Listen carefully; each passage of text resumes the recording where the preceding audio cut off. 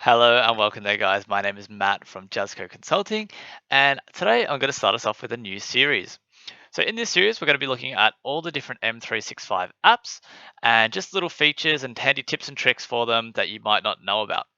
So, in today's video, we're going to be looking at PowerPoint. So, I've got a couple of little hints in here. So, the first one is going to be removing a background. So, what we're going to do is we're going to add a picture. We want to add this one just here, and we'll pop that one in. Now, it will show you design ideas, which can be really helpful if you don't use that already, but that can be really nice to make your PowerPoints look quite nice. However, for this video, we're just going to try and like resize it in here. And what I want to do is obviously I want to keep the girl and remove the background. So what I do is I click on it and I can go remove background. So first of all, I'm going to start with trying to go the areas to keep. And I'm just going to do like a nice little trace around here. And then just on this side as well. So it tries to keep all the necessary things. So here's our girl, pretty nicely done. Now let's go areas to remove. We're just going to cut a little line down there. We don't want that. And we don't want this little side of our body here as well. This little bit. Oh, this. Cool. All right. So that's really nice. And then we can just go keep changes. So now, obviously, it's not perfect. You could take a little bit more time. But yeah, so that's removed the whole background and kept her nice there for us. All right, the next feature we're going to be looking at is adding a video to your presentation.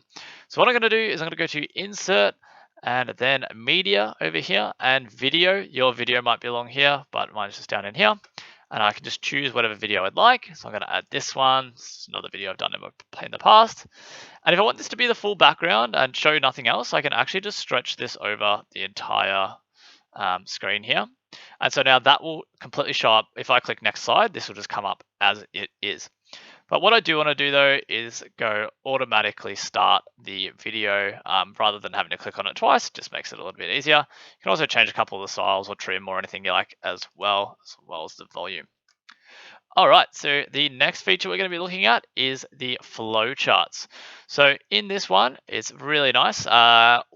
If you're making a flowchart for your organization, they can get a little bit boring. So this one's just going to be spicing it up a little bit, making it a bit more fun.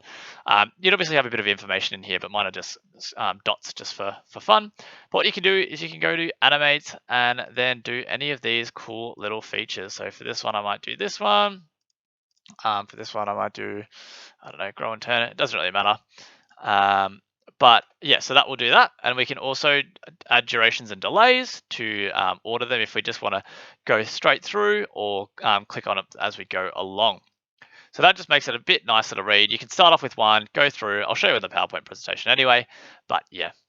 All right, so the next little section we're going to be looking at is adding sections. So if we right click in between the two slides and go add section, this can really help us out. So say if we want to have two or more presenters, we might say this could be Matt's section. So we'll just put Matt's section here. And then maybe after this bit will be Helen's. So let's put that in here as well. Now what I can do is I can actually make them big, make them small. So now I know exactly what parts Helen's got, exactly what parts I've got, and maybe this is just the intro slide or whatever like that. Now, if we right click on these, we can also rename them, move them up or down, collapse them, make them bigger, make them smaller, all that sort of good thing. But I just find it a really handy little feature if you do want to have multiple presenters so that no one gets confused as to what section or what slides you're doing as well. Now, my final one for this video is going to be in the PowerPoint. So let's have a quick look. We'll go to here. I'm going to go to slideshow and play from beginning. Now, fantastic. It's going to be pretty fine there, pretty fine. It's going to start our video straight away like we said it should. As we move to the next one, our flow charts are going through. What I want to quickly show you is if I click Control P, now that becomes a laser pointer. So my mouse now becomes a laser pointer, and it can be very easy to see. Obviously I chose a bad color in white along here, but you can see the red dot point here, which can be a lot easier than your mouse to look at, or if you're trying to do just be subtle in your work there as well. And as I'll just finish off the PowerPoint, we can just see that as we put the animations in, it makes it nice and easy to follow the flow chart. All right, guys, I might finish it off there, but I hope you enjoyed some of the tips and tricks. Let me know if you have any tips and tricks of your own that you like to use in PowerPoint, and I will see you guys in the next episode.